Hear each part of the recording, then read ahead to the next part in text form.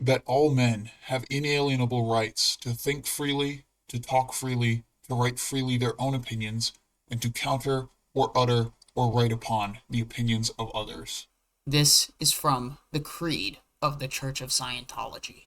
Hey everybody, I'm Holly, aka the ScientoloGeek, and welcome to the SPTV's Never End Network.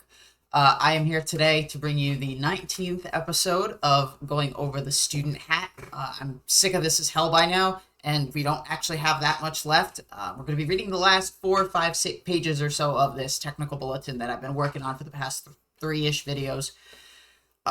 So I'm looking forward to finally ending that monstrosity, and then there's only like a couple policy letters after, technical bulletins after that, and then we're finished with the series. So we're actually getting to the home stretch here. If you like what I do, feel free to comment, subscribe, hit that like button, share my videos with your friends and family, or just any groups of friends that you have that you want to share this with, and hit that notification bell to make sure that my videos are getting to you. Anyway, without further ado, let's get started. So we were at step F last time we left off.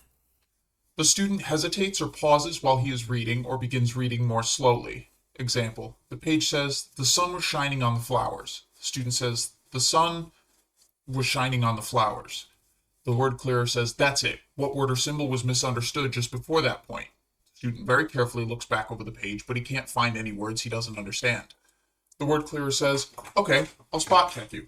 He gives the student a thorough spot check, but no misunderstood words are found. The word clearer then asks, show me where you were last doing really well on this text. The student shows him it's 3 paragraphs back. The word clearer says, good, we're going to check from this point back for any misunderstood words. He extensively spot checks the student in that area, and the student's misunderstood word is finally found and cleared.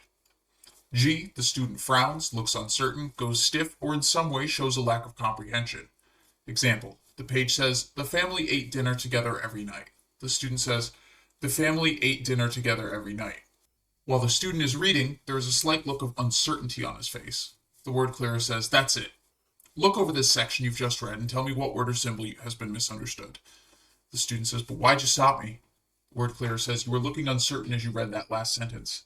The student says, well, actually, I did have some attention back on the sentence before last. Word clearer says, okay, was there any misunderstood word or symbol there? The student says, I have some attention on the word for, but I've looked that up before. The word clearer says, well, let's have another look at it. For is then cleared, and the student realizes that he hadn't fully cleared all of the definitions when he had previously looked it up.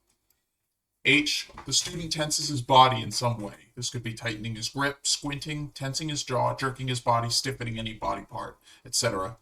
The page says, the girls were delighted to see one another. The student says, the girls, tightens the muscles in his jaw, were delighted to see one another. The word clearer says, that's it. Look back over this section you've just read. Was there a misunderstood word or symbol there? The student looks at the page for a long time. The word clearer can see he's looking earlier and earlier on the page. Finally, the student says, I can't see any words I don't understand, but this line seems a bit strange to me. It was Christmas Eve. Alice was listening to Silent Night when Carol came into the room.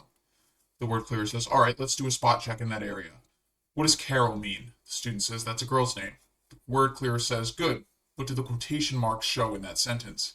The student says, well, someone said Silent Night to Alice. The word clearer says, all right, I want you to read this section in the grammar book on quotation marks. The student reads a section aloud and says, oh, I see. Silent Night is a song, and you use quotation marks around the names of songs. Got it now. The word clearer says, great, and has the student give some examples of the use of quotation marks. They then return to the text. 2, the page says, the men walked quietly through the dockyard. The student says, the men walked quietly through the dockyard. The word clearer says, that's it. Is there some word or symbol there that you didn't understand? Student looks over the sentence. Well, I've never seen dockyard used like that before. It just doesn't make sense. The word clearer acknowledges him and has him look it up. The student reads the definition and starts brightening up. He turns to the word clearer and says, and all this time I thought a dockyard was a place where you built docks. I could never understand why. 3, the page says, the car drove off, leaving a trail of dust in the air. The student says, the car drove off, leaving a trail of dust in the air. The word clearer says, is there some misunderstood word or symbol in that area? Student looks bewildered. No, the sentence just doesn't make sense. Word clearer says, all right, what's the definition of trail? Well, that's the impression of a horse hoof where a horse has been. Word clearer says, okay, look up the word trail. The word is cleared and the student sees that he had a totally wrong definition. I, the student, yawns, suppresses a yawn, gets watery eyes, etc. A page says, a bright red apple was on the table. The student says, a bright red apple was... The word clearer says, okay, let's find the word or symbol that was misunderstood in this section. The student says, I'm not sure I have the right definition for bright. Could we look it up? The word clearer says, sure, and they look up the word bright. The student begins reading with more effort. This includes reading very carefully or unnaturally or robotically, or reading in such a way as to show that the words have no meaning to him or that he doesn't understand what he's reading. Page says, the families were having a picnic on the beach. The student says, the families were having a picnic on the beach. The student reads the page carefully, but he's being very careful not to make any mistakes. The word clearer says, that's it. Let's find the misunderstood word or symbol that you didn't understand before this sentence. The student says, yeah, I started feeling uncomfortable while I was reading the sentence before last. The word clearer says, good. Let's look just before that for the misunderstood word. The student finds his misunderstood, and it is cleared. The important point for the word clearer to remember is that where there is a student reaction, a misunderstood word will be found, usually just before the point he reacted. The misunderstood word can always be located with good communication, persistence, and a totally standard application of M9 tech, as given in this HCOB. If the student can't easily achieve this, he must go to the supervisor for help. TRs in M9. To be a very successful M9 word clearer, one's TRs must be in. Of course your TRs have to be in. Because if they're not, then you're just going to sit there staring at somebody for another frickin' 2 hours.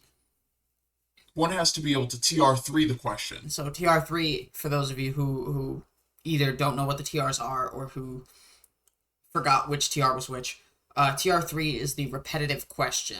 That's the one where the person asks the coach, do fish swim or do birds fly? And from there, the coach can react in either a normal way to answer the question, or they can act in such a way to try to throw the student off. So the point is, the student is not supposed to be thrown off by the coach's answers.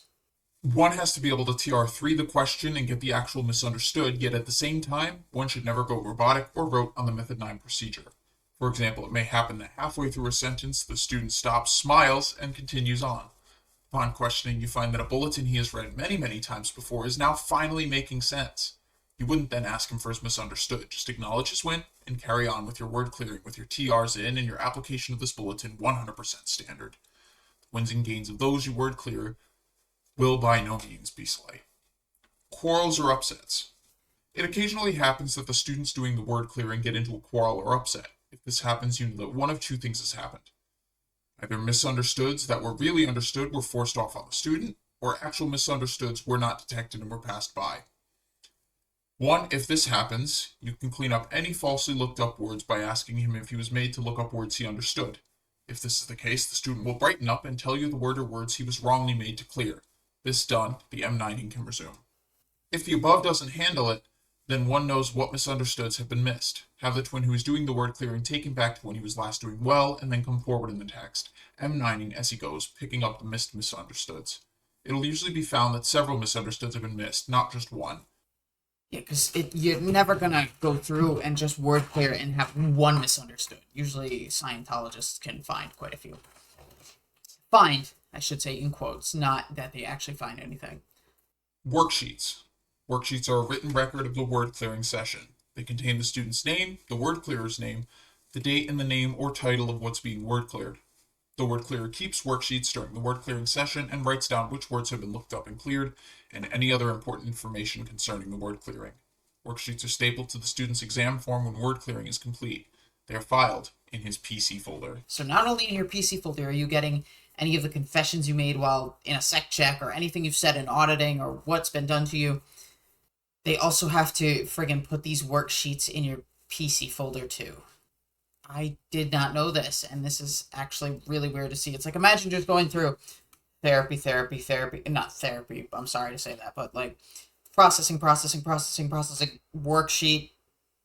Like, the fuck does that matter? If you're getting to the same result of the student knowing what the words mean, then why even have that? It seems completely unnecessary.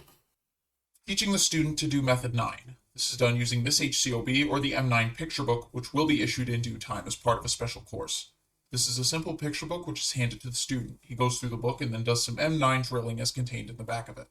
The supervisor checks him out and corrects him if needed, using only the data in the M9 picture book and this HCOB. No verbal tech or opinions are thrown in. The end result of a well-done Method 9 is a student who is certain he has no misunderstoods on that material so that he can easily study the material and apply it. Method 9 is a great civilization saver. Jesus, putting that up on a little bit of a pedestal. It's easy to do, it's fun, and it gives tremendous gains. No, this is not fun. I can already tell this would not be fun. It is vital that M9 is done correctly, exactly by the book. Otherwise, people will be denied the enormous wins that can be attained with it. So we're finally done with that. End on that little hype bit, I guess. But either way, I'm just glad to be done with this and only be on to like the last 4 or so technical bulletins. So what did we cover today? We learned that the first thing to do when it comes to reactions and handling is we need to ask the student if they have any misunderstoods or spot check them. Usually have the student go back in the text. There's a law that Hubbard wrote down: when there is a student reaction, a misunderstood word will be found, usually just before the point he reacted. He says that MUs can always be located, which usually means they're forcing MUs on you. Even if you think you have a complete, full understanding of a word or its context, they're still going to say that you don't have anything because God forbid you act like a fucking human. Even if a student doesn't have one, they're forcing you to find one. If you're going to be an M9 word clearer, your TRs need to be in. Specifically TR3, you need to make sure that you can get the student focused on clearing his misunderstoods. If the student brightens up or starts understanding the text, then acknowledge his win and move on. If students are getting upset or quarreling, understood misunderstoods, if that makes sense. Understood words that were supposedly not understood were forced on the student, so this would be fixed by cleaning up these falsely looked up words, versus actual misunderstoods being undetected, so that's just doing regular word clearing. Worksheets contain the student word clear names, date, and title of what's being cleared. They need to write down which words were looked up and cleared as well as all other info, and then staple that to the exam to then file in the PC folder. In order to teach a student how to do Method 9, they need to use the HCOB that I just read or the M9 picture book. After the book option is done, they need to do M9 drilling. The supervisor will check the student out on their materials and correct if needed with the HCOB or the book specifically. No verbal tech or opinions are allowed. Again, just another way to control a person. And to end it off, Hubbard says that M9 can save civilizations and that it's fun, which I highly disagree with. Any form of word clearing is not fucking fun. I feel bad for anybody that has to go through this. If you guys want access to the flag orders, base orders, policy letters, technical bulletins, any of the other stuff on the Google Drive, feel free to email me at scientologeek@gmail.com. I'll be putting that in the description as well as the link to my Discord server. So feel free to hit me up there or just join the server and come say hi. I'd be happy to have you. I will talk to all of you later. See ya.